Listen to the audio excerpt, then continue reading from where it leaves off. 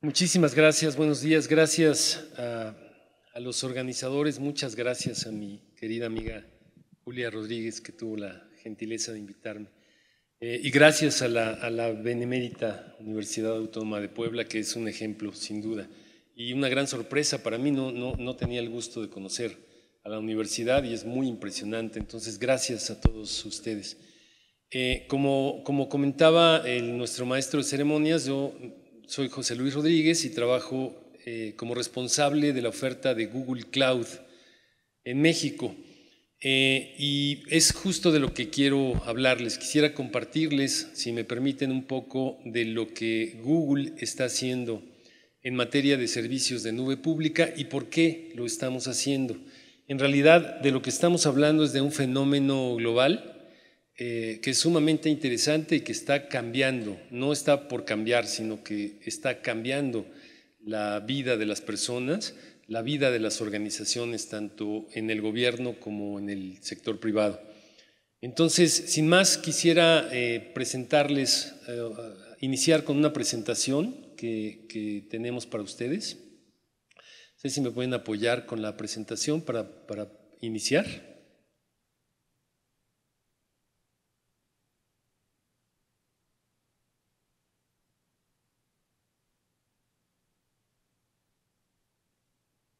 Hay un par de láminas antes. Exacto, exactamente. Vamos a pasar, por favor, a la siguiente. Bien, en Google partimos de una idea. La misión de Google, que en este momento está reformulándose, pero la misión de Google en el mundo está definida como organizar la información del mundo y hacerla universalmente accesible. Esto pareciera una locura, y pareciera una locura plantearse una misión como esa en 1999, cuando nace Google y cuando el fenómeno de Internet estaba efervescente. Muy seguramente ustedes son muy jóvenes, no lo saben, pero a fines de los 90s, los principales buscadores, las principales herramientas de búsqueda en Internet eran búsquedas muy al estilo tradicional de entonces. El buscador tradicional estaba dividido en secciones. Entonces teníamos la sección de familia, la sección de finanzas, la sección de deportes, como si fuera un diario, como si fuera un periódico. Y mucho peor, como si la información del fenómeno de Internet fuera clasificable. Los fundadores de Google lo que pensaron en aquel momento, siendo doctorantes de matemáticas de la Universidad de Stanford, lo que se planteaban era: ¿quién dice que el fenómeno de Internet es gobernable como para meter en cajones la información que se está generando dramáticamente rápido en Internet? Por supuesto que no es gobernable. El fenómeno de Internet no tiene un gobierno. Y por esta razón, lo que ellos se plantearon fue la definición de un algoritmo matemático capaz de describir una funcionalidad para el usuario que a texto libre, sin clasificar información, le permitiera al usuario encontrar la información que necesitara en segundos. Pero mejor aún, que en función del clic que el usuario le empieza a dar a cada uno de los hallazgos de la primera sugerencia, este algoritmo fuera aprendiendo de estos clics para ir perfeccionando cada vez más la búsqueda. Y le pegaron al gordo. En realidad, con eso lograron hacer de Internet un fenómeno mucho más accesible, un fenómeno mucho más ingobernable, si me permiten el término. Porque con eso, básicamente, lo que hicieron fue revolucionar el fenómeno de la búsqueda en Internet y con ello crear una industria nueva, la industria fundamentalmente de la publicidad en Internet. Ya había publicidad en Internet previamente, pero fue con Google con quien la publicidad se vuelve una industria completa en el ámbito de Internet. Con este hallazgo y con esta propuesta y con este formato de negocio que Google encontró, se encontró con cosas nuevas, con problemas y retos nuevos. Un buscador de esta naturaleza le generó a los internautas una suerte como de adicción a empezar a preguntar, a empezar a abundar, a empezar a investigar. La información se volvió cada vez más accesible. gracias a esta propuesta. Pero lo que estaba pasando en el back office era fenomenal. Lo que estaba pasando atrás es que teniendo servidores a la usanza de los fines de los años 90, en el modelo de cliente-servidor con bases de datos muy orientadas a modelos tradicionales de manejo de datos, la realidad es que eran totalmente insuficientes para poder responder a primero decenas, luego cientos de miles y luego millones de usuarios. Peor aún, en algún fenómeno social en particular, los usuarios crecían en su demanda. Ese fenómeno social, esa noticia, ese huracán, ese evento social, lo que fuera, generaba un pico de uso y luego una caída estrepitosa de uso. Y la verdad es que era inviable pensar en tener capacidad de cómputo siempre de alto nivel para tener picos y crestas y valles en la demanda. Entonces se plantearon nuevos retos. Siendo estudiantes de matemáticas y teniendo tanta vinculación con una universidad del prestigio de la universidad de la que ellos venían, pues empezaron a crear un equipo cada vez más grande de personas, investigadores sobre todo, en la parte de ciencias de la computación. Y empezaron a tener hallazgos muy interesantes, hallazgos que tenían que ver con cómputo distribuido, por ejemplo. La misma capacidad de cómputo, finita, pero con capacidad de distribuir la demanda de tal manera que respondiera a crestas y valles de la demanda de los usuarios sin tener que adquirir nuevos equipos, por ejemplo. O el tema de tener que analizar en detalle la conducta de cada usuario en Internet. Imaginen eso, la conducta de cada usuario en Internet, a través de lo que se conoce como logs de información, que es esta historia. Un log es este archivo que me deja ver cuál es la historia de navegación, en el caso de Internet, de un usuario. Y bueno, analizar billones de esos logs se volvió también un reto. Entonces Google tuvo que entrar al tema de cómputo distribuido, al tema de capacidad elástica de cómputo, al tema de Big Data y al tema de Machine Learning de una manera muy temprana.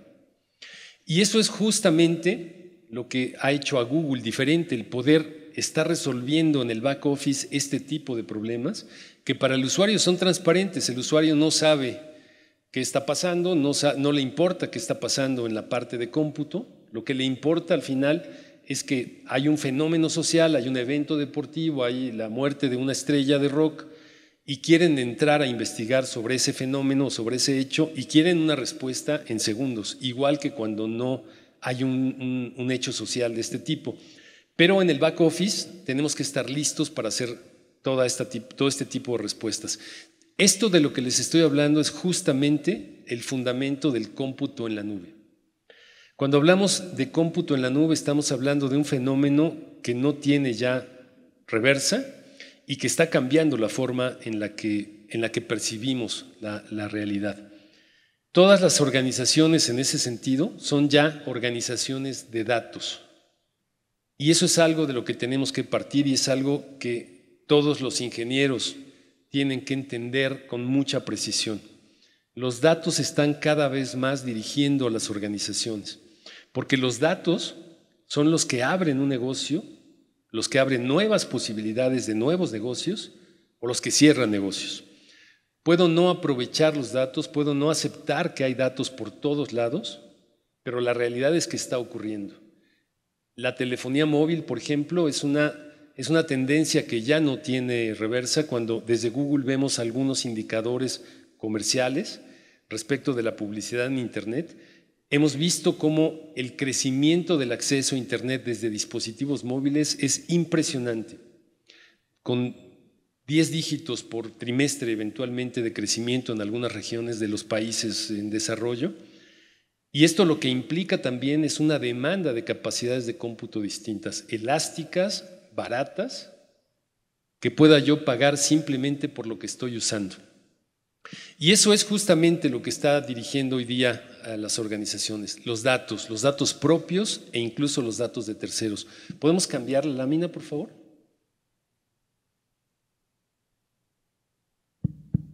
¿Me ayudan con la siguiente lámina? Hemos visto desde Google que las empresas que aprovechan los datos suelen ser hasta 3 veces más productivas y más eficientes en su toma de decisión. Cuando hablamos de este gran volumen de datos, estamos hablando de mares de datos, de lo que se conoce como data lake. Y estamos hablando de una posibilidad social importante también. Cuando tengo esta posibilidad de tener datos disponibles prácticamente a nivel infinito, tengo la posibilidad también de hacerlos disponibles para otras personas en las que normalmente no pensaba. Cuando en las organizaciones se pensaba en los datos, se pensaba en la directiva, se pensaba en la alta dirección tomando decisiones a partir de los datos.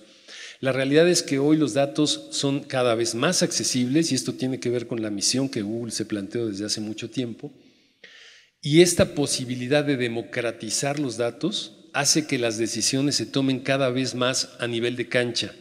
Entonces vemos empresas, por ejemplo, que han pasado de un modelo en el que tengo los datos para la alta dirección a no, ahora tengo los datos para que mi personal de campo que tiene contacto directo con el cliente pueda acceder a los datos y pueda tomar decisiones en el momento que está contactando al cliente. Los datos entonces ya no son solamente un bien de privilegiados, son un bien que le sirve a los negocios y le sirve a los gobiernos, a las organizaciones en general, a las universidades, por supuesto, pero que le sirve cada vez más para una población cada vez más amplia también. Cambiamos la lámina, por favor. ¿Qué es esto? Para tratar de ser claros respecto del tema de la nube pública y de cómo la nube habilita el fenómeno de transformación digital. Cuando hablamos de la nube pública tenemos que referirnos a este viaje, a este journey, que parte del modelo físico. En realidad, al principio, lo que teníamos eran servidores físicos instalados en un espacio físico con una serie de condiciones que garantizaban la continuidad del servicio de estos servidores. Los data centers tradicionales, con un aire acondicionado, con un doble piso, con un cableado estructurado, con una serie de condiciones que garantizan, de hecho, que los servidores y el servicio que prestan tengan continuidad.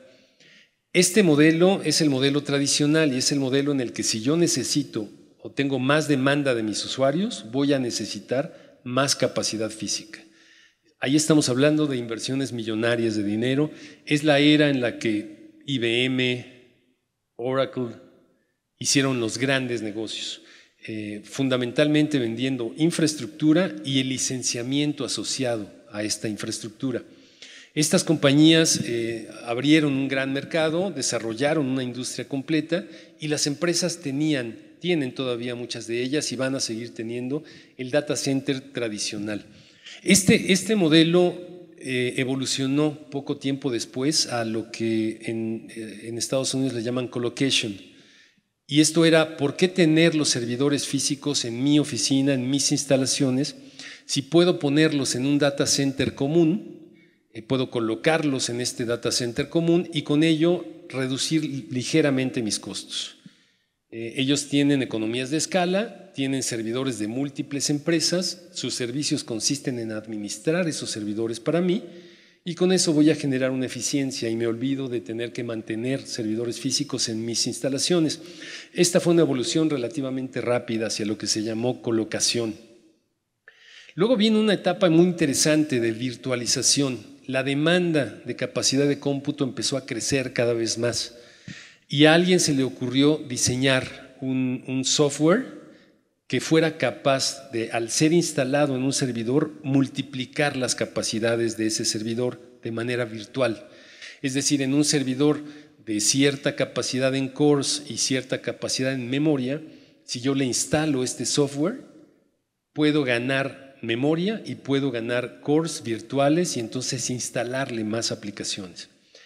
En realidad fue un modelo muy interesante, una empresa pionera en este modelo de virtualización es VMware. Algunos de ustedes probablemente han escuchado hablar de VMware. Ellos fueron muy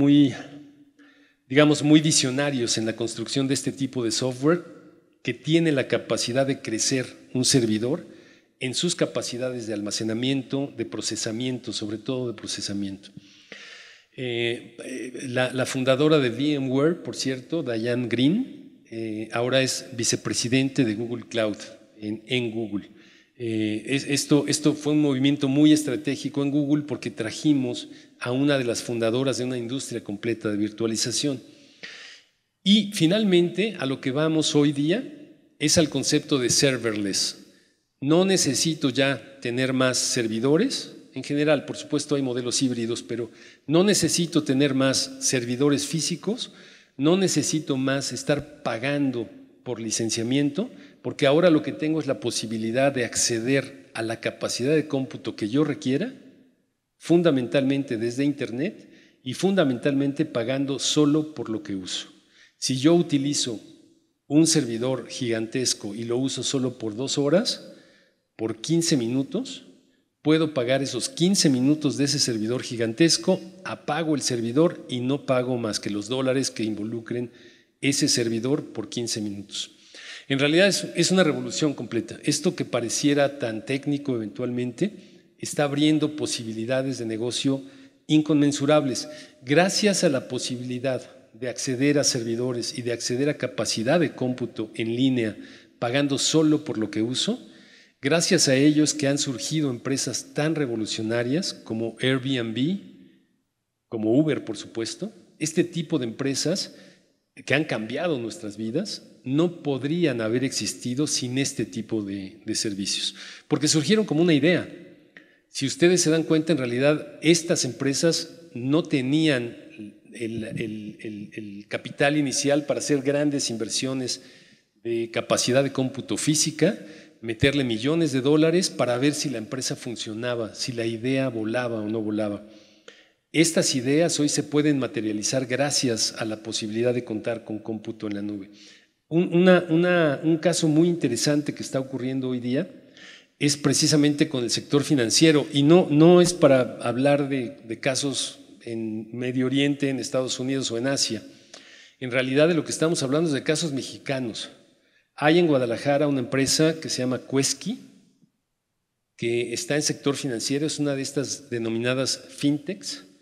El presidente de esta empresa es un joven de 29 años y tiene una empresa que está poniendo a temblar a los bancos que se dirigen al sector más bajo de la población. Porque aquello de lo que presumían estos bancos tradicionales de tengo sucursales por todo el país y atiendo créditos pequeños, muy accesibles para gente que no pasa en un buró de crédito, bueno, hoy día yo puedo acceder a un crédito de este tipo por internet con Quesky, me dan un crédito de 2,000 pesos, yo si pago ese crédito puedo acceder a un crédito mayor y no tienen una sola sucursal. Son un grupo de 25 personas operando de manera autónoma desde Guadalajara con cómputo en la nube y hoy día tienen colocado su crédito 300,000 a 2 años y medio de haber iniciado el negocio. Entonces, realmente el cómputo en la nube está cambiando la forma en la que los negocios operan y debería cambiar el mindset, como dicen los americanos, la forma de pensar el chip en la mente de las personas. ¿Podemos cambiar la lámina, por favor?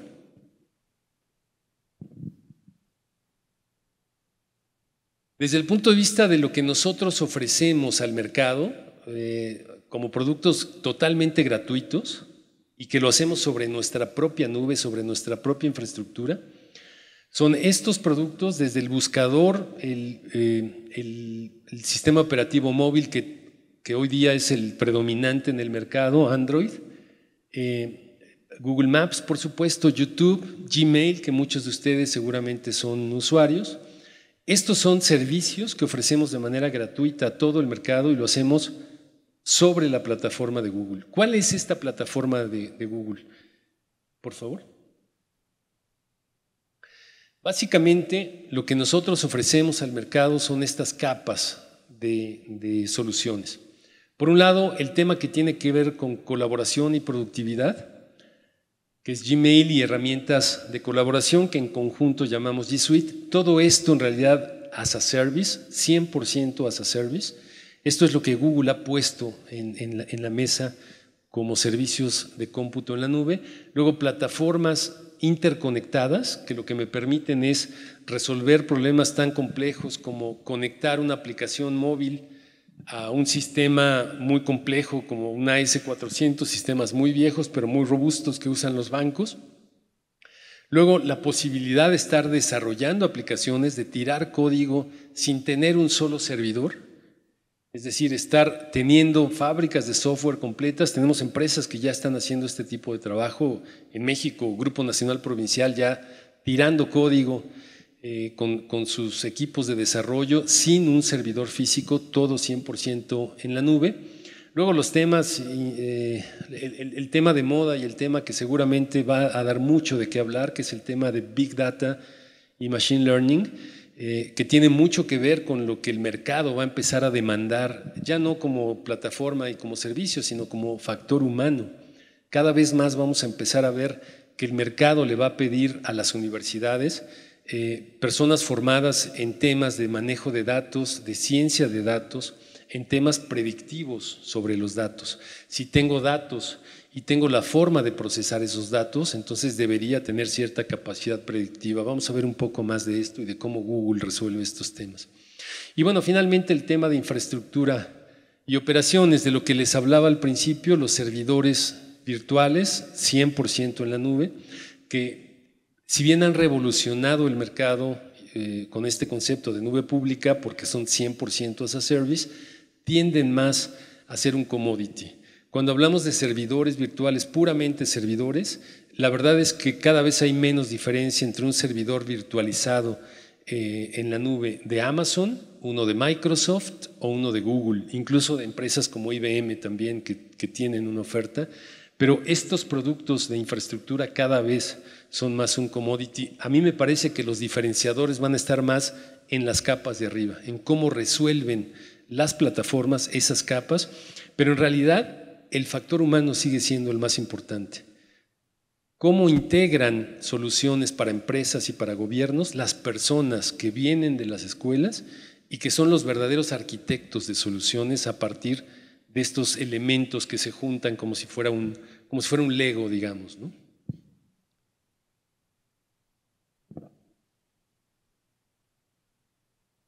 Desde el punto de vista de lo que Google es y de lo que Google hace para soportar este tipo de oferta, Google tiene hoy día 17 data centers habilitados para ofrecer este tipo de servicios alrededor del mundo. Hay algunos elementos muy interesantes en esto. Lo primero que les diría es los servidores físicos que habitan estos data centers de Google son servidores fabricados por Google. Google no compra servidores, fabrica sus propios servidores. Somos la única empresa que diseña y fabrica sus propios servidores para consumo propio. Eso es un tema muy relevante porque el diseño, no lo decidió por un tema financiero, sino que Google decidió hacer este diseño por un tema funcional. Los servidores tradicionales no están hechos para la nube y para la virtualización en la nube. Entonces, Google diseña y desarrolla y fabrica sus propios servidores con esta orientación hacia servicios de nube pública. Todos estos data centers están interconectados entre sí con fibra óptica que es propiedad de Google. También somos la única empresa cuyos data centers están conectados con fibra óptica propia que no sale a Internet en ningún momento, incluso la transoceánica. Y un tercer elemento es que estamos llegando ya casi al 85% de la energía eléctrica que consumen estos data centers es generada por el propio Google. Entonces, esto hace una empresa muy autónoma en términos tecnológicos, pero también en términos funcionales.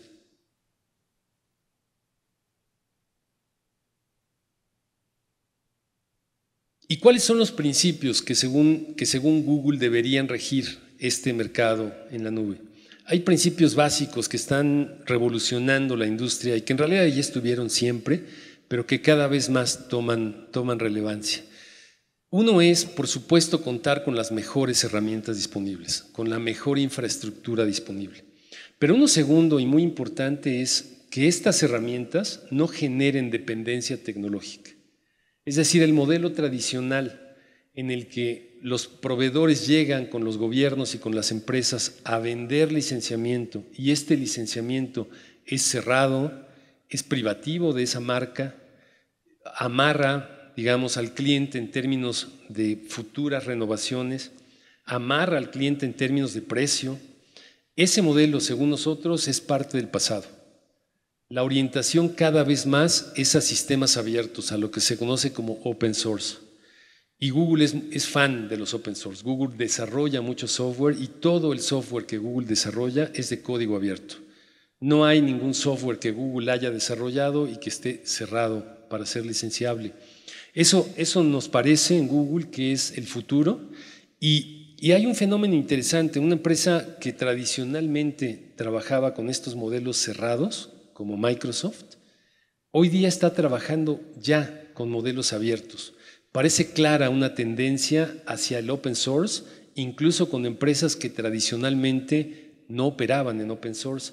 El hecho de que Microsoft haya hecho esto, y lo comenté hace no mucho con un buen amigo que tengo en Microsoft, a mí me dejó muy sorprendido ver que ellos ofrecen hoy día servidores en la nube, por supuesto en plataforma Microsoft, en sistema operativo Windows, pero hoy día están ofreciendo al sistema operativo que siempre odiaron, que siempre les compitió, que es open source y que se llama Linux. Entonces, hoy día uno puede comprar con una simple tarjeta de crédito, con mi tarjeta de crédito me meto a Internet, me meto a Azure y puedo comprar una máquina virtual de Microsoft en Windows o en Linux. Y eso sí es un milestone, eso sí está rompiendo paradigmas.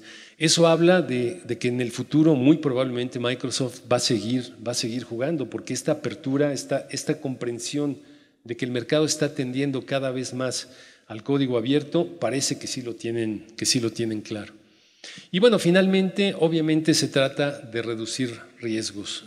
Nos pasó hace algunas semanas que una empresa en Ciudad de México que ya es cliente nuestra, pero tenían dos data centers, uno en Santa Fe y uno en Insurgentes, habían migrado ya su data center de Santa Fe hacia Google y habían decidido no migrar el que tenían en Insurgentes hasta otro momento, pero con el desafortunado incidente de hace un mes, el terremoto que vivimos y que acá también se sintió, el edificio en el que estaban ellos sufrió algunos daños y esto les hizo tomar la decisión casi que inmediata de migrar ese data center, ese segundo data center a la nube. Entonces, ese es el riesgo más extremo, digamos, pero hay otros riesgos asociados a tener mi información y mis aplicativos en mis propios data centers. No puedo competir contra lo que alguien como Google o como Amazon o como Microsoft ofrecen en materia de seguridad. Los estándares de seguridad de estos grandes players en el mercado son muy altos y por lo tanto es mucho más vulnerable mi información y mis aplicaciones cuando las tengo en mis propios data centers. Entonces el tema de la seguridad va desde la vulnerabilidad, el hackeo probable o hasta una catástrofe que pueda acabar con mis aplicaciones. El data center en este sentido ya no es más un conjunto de servidores. El data center cada vez más debe ser una unidad integral de trabajo para mi negocio. Y esto tiene que ver con el cómputo distribuido del que hablábamos al principio, con la posibilidad de que yo haga un requerimiento para una aplicación y este requerimiento no vaya a una base de datos o no vaya a una aplicación, sino que vaya a múltiples réplicas de la base de datos o a múltiples réplicas de la aplicación para que me responda de inmediato. Yo no me imagino si estoy parado en medio de una calle, pido mi Uber y cuando me dice que se va a demorar 20 minutos, pues ya fue una mala experiencia. Pero cuando se tarda 20 minutos en reaccionar, seguramente voy a cambiar a Cabify. Ese tipo de respuestas inmediatas que ofrecen las aplicaciones son respuestas que obedecen a este concepto de cómputo distribuido. La demanda de un usuario o la demanda de 10 millones de usuarios debe ser atendida de manera inmediata, como si se tratara de una sola. Yo no sé si ustedes recuerdan hace algunos meses el fenómeno este del juego Pokémon Go.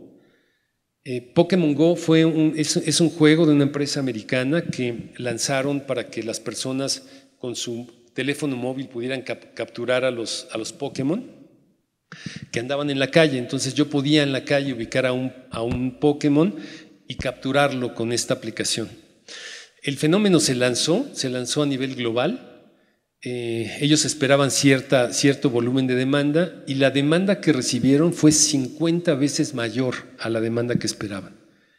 Imagínense 50 veces más de lo que esperaban, pero a nivel global.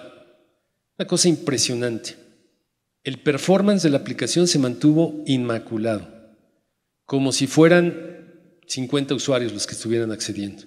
Y eso es gracias a estos servicios elásticos de cómputo en la nube. Pokémon Go corre sobre uno de los productos de Google Cloud.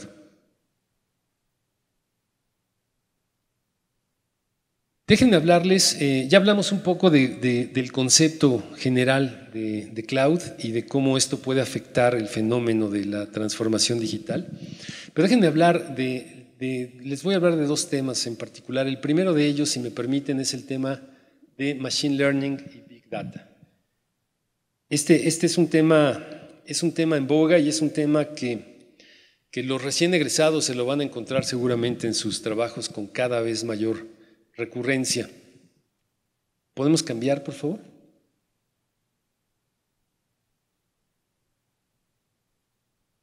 ¿Qué es este tema de machine learning? No estamos hablando de algo nuevo. La inteligencia artificial, en realidad, aquí hay muchos ingenieros y muchos profesores. Es un tema que viene desde inicios de los 70, seguramente, finales de los 60. Pero en realidad, el tema de inteligencia artificial demandaba una capacidad de cómputo que antes era impensable poder pagar por ella. El fenómeno de la nube pública hoy está habilitando el tema de inteligencia artificial y estamos cada vez más viendo, ahora sí, asistentes virtuales muy eficientes.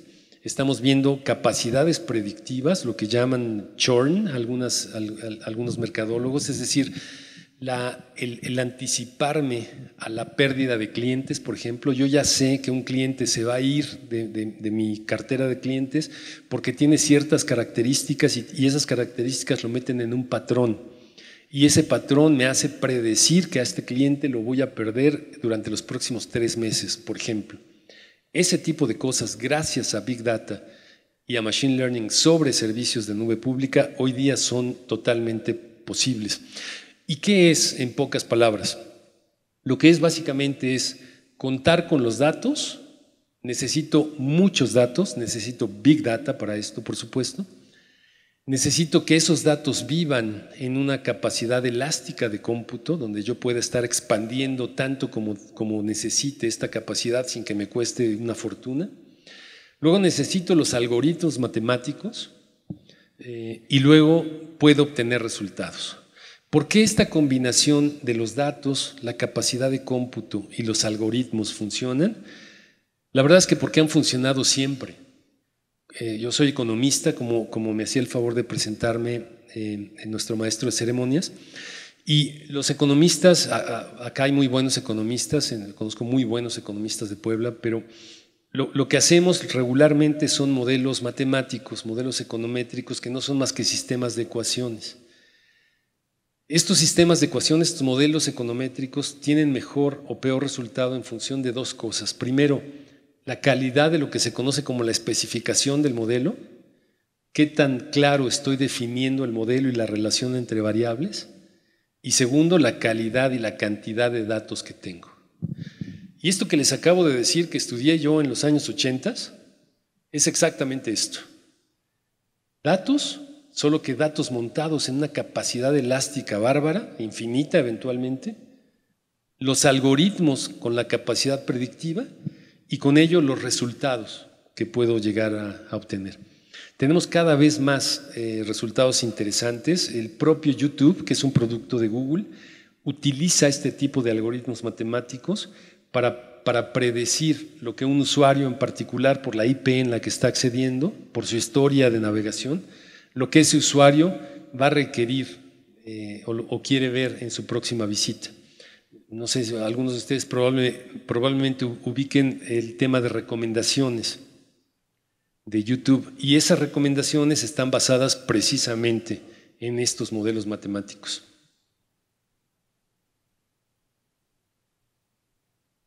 Bueno, Eric Schmidt es nuestro chairman y según él, Machine Learning es precisamente lo que viene y lo que ya no se va a mover. Con Machine Learning, gracias a Big Data, gracias a la posibilidad de contar con Big Data, vamos a poder tener muchos mejores resultados en nuestra vida cotidiana y a eso es a lo que Google está apuntando con mucha seriedad.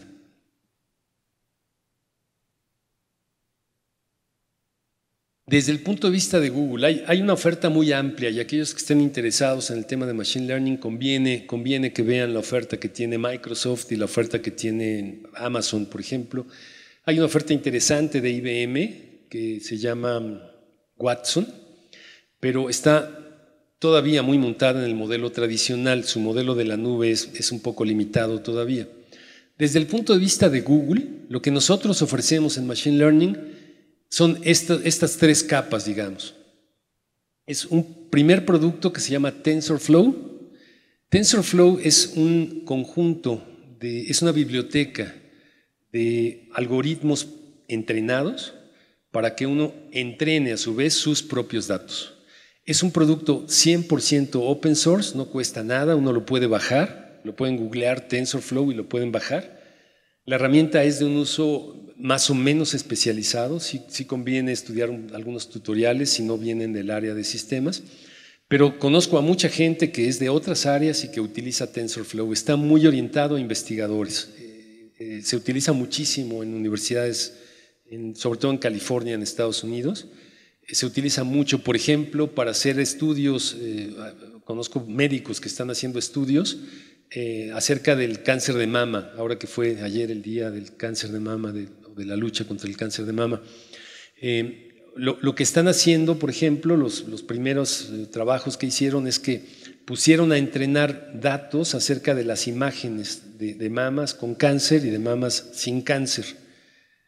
Pusieron a entrenar estos modelos y los primeros resultados son muy alentadores en términos de poder definir desde el punto de vista de Machine Learning sin intervención humana cuando una imagen es potencialmente o tiene la potencialidad de tener cáncer de mama en el futuro. Como probablemente saben, uno de los grandes problemas del cáncer de mama es la detección temprana. Si se detecta de manera temprana es muy probable que se pueda salvar el seno y que se pueda salvar la vida de la persona. Desafortunadamente no hay tantos expertos con esta capacidad de identificar de manera temprana en una imagen cuando hay posibilidades de cáncer.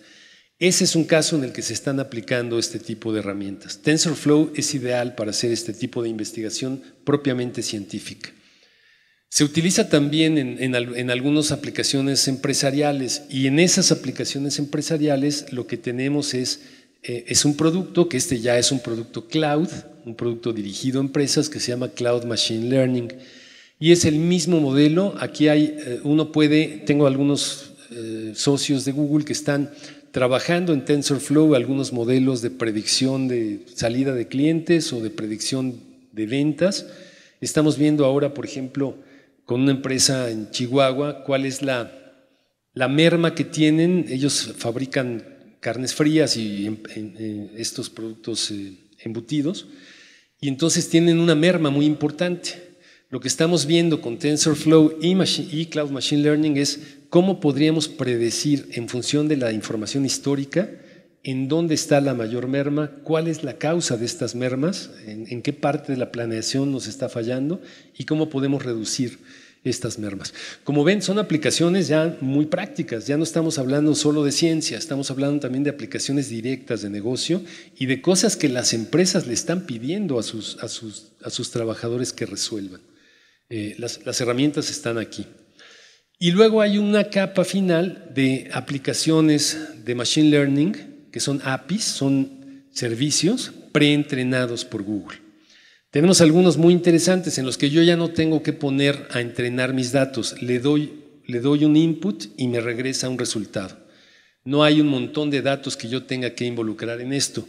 Un ejemplo de esto, por ejemplo, es Vision API, que lo ven ahí arriba, o Translate API. El caso de Vision API es muy interesante. Estamos trabajando con una empresa, Mercado Libre, en Argentina. Y Mercado Libre lo que pretende, ya vi correr algunas pruebas, es que si a mí me gusta, no sé, un celular de alguien, yo puedo con mi móvil tomar una fotografía de ese celular. Cloud Machine Learning es capaz, Cloud Vision API es capaz de reconocer, es un servicio, se paga 100% as a service, no hay un producto que se licencie. Yo le entrego una fotografía y lo que me devuelve es qué objeto hay ahí, si es una persona, si es un perro, si es un gato, si es un celular. Es capaz de reconocer colores también y me devuelve el resultado. Es capaz de reconocer marcas. Es capaz también de leer un texto y devolverme el texto aunque se trate de una imagen. Entonces lo que están haciendo los amigos en Argentina, estos señores de Mercado Libre, son unas pruebas en las que yo puedo tomarle una fotografía a ese celular, por ejemplo, que me gustó, inyectan esta imagen en el servicio de Vision API y lo que hace es, yo tomo la foto y la subo a Mercado Libre desde mi móvil. Lo que hace esta aplicación es que reconoce que es un celular, reconoce que es un iPhone, por ejemplo, y reconoce que es blanco. Entonces, en lugar de devolverme 10 millones de iPhones que tiene, lo que me va a devolver es los iPhones más cercanos a esa fotografía que yo tomé. Y mucho más allá todavía. Si yo enciendo la cámara de mi celular y acepto que me tomen una fotografía, entonces me va a presentar el primer hallazgo y me toma una foto. El segundo y me toma una foto. Y donde detecte que yo sonreí, en ese momento me ofrece un descuento para cerrar el deal con esa oferta que me está haciendo. Eso no lo está haciendo hoy, pero las pruebas yo ya las vi y es algo totalmente viable. Es Machine Learning y son modelos preentrenados. El caso de Translate API, por ejemplo, tenemos un caso también muy interesante. Despegar.com, una empresa también de Argentina, es una agencia de viajes, algunos de ustedes probablemente la conozcan. Despegar.com tenía un gran problema y es, si yo tengo un departamento en Acapulco y lo uso 2 semanas al año, tengo 50 semanas vacío mi departamento. Entonces, ellos tienen un marketplace tipo Airbnb y lo que tenían es que yo subía a mi departamento y tenían un montón de gente en Buenos Aires capturando la información que yo subía de mi departamento y traduciéndola a portugués y a inglés, porque tienen un gran mercado en Brasil y en Estados Unidos. Entonces, si alguien en Brasil entraba a su portal queriendo ver un departamento disponible en Acapulco, pues tenía que esperar a que todo este proceso ocurriera en lo que traducen, validan, en fin.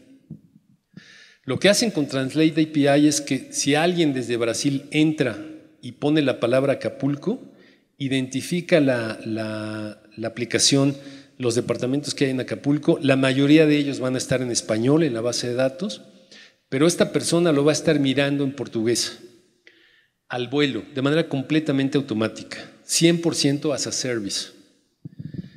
El señor Joao dos Santos desde Minas Gerais cierra la operación y dice, sí quiero ir a Acapulco, lo pone, cierra el deal en portugués, todo apareció en portugués, pero la información desde el punto de vista informático siempre estuvo en español.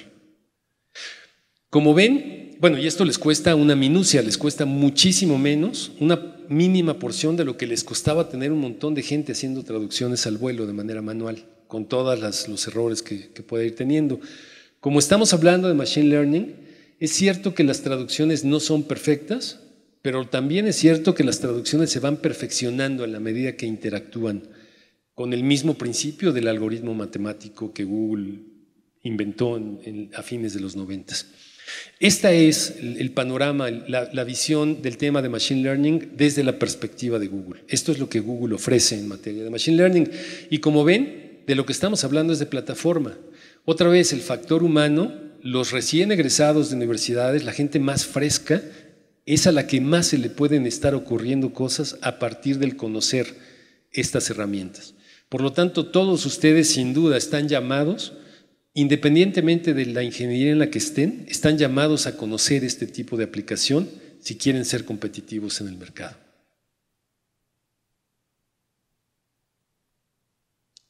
La siguiente, por favor. Bueno, ya les hablábamos de colaboración y productividad, y más que hablarles del producto como tal, que es un producto que se llama G Suite, y que lo que tiene es una serie de componentes que ayudan a colaborar, lo que quisiera compartirles es cómo trabajamos en Google. En Google trabajamos en un modelo muy colaborativo, muy autónomo, no tenemos un espacio físico obligatorio, podemos hacer teletrabajo cuando así convenga, cuando así lo decidamos. Tenemos una métrica de resultados muy clara, muy exacta, eso sí, pero no importa dónde estemos en realidad. Trabajamos muy a distancia gracias a estas herramientas. La forma de trabajar en Google se basa en un componente fundamental de innovación, pero acompañado de un componente básico de colaboración. Los viejos modelos de silos de información, de la información es mía y no te la comparto, son modelos que son humanos, por supuesto, pero en Google luchamos contra eso y lo hacemos a través de herramientas de colaboración. Herramientas que nos permiten estar generando documentos de manera compartida simultáneamente, estar en una reunión totalmente improvisada, aunque haya alguien en Colombia, alguien en Brasil, alguien en los Estados Unidos, no importa, aunque yo esté desde mi casa, porque podemos tener una videoconferencia, estar construyendo un documento al mismo tiempo que estamos en esta videoconferencia y luego ese documento irlo a depositar en un repositorio colaborativo, que al final se puede convertir en la base de un modelo de Big Data también.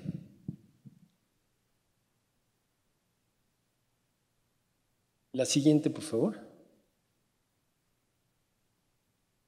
Y bueno, voy a cerrar con esto, creo que ya me excedí un poco de mi tiempo.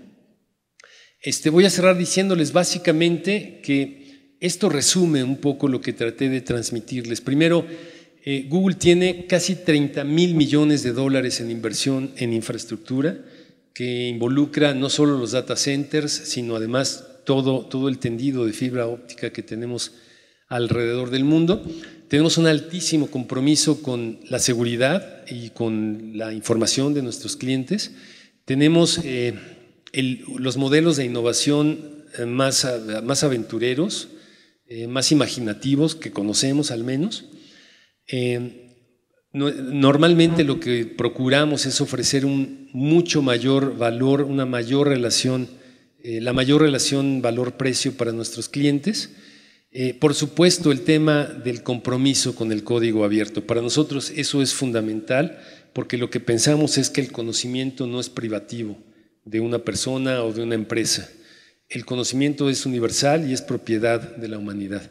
Así es como trabajamos en Google y espero que esta información acerca de la transformación digital y de la nube pública les haya sido útil y les deseo el mayor de los éxitos en las nuevas aventuras que tengan como recién egresados o próximos a egresar de una universidad tan prestigiosa como esta. Muchísimas gracias y gracias otra vez a los organizadores por la invitación.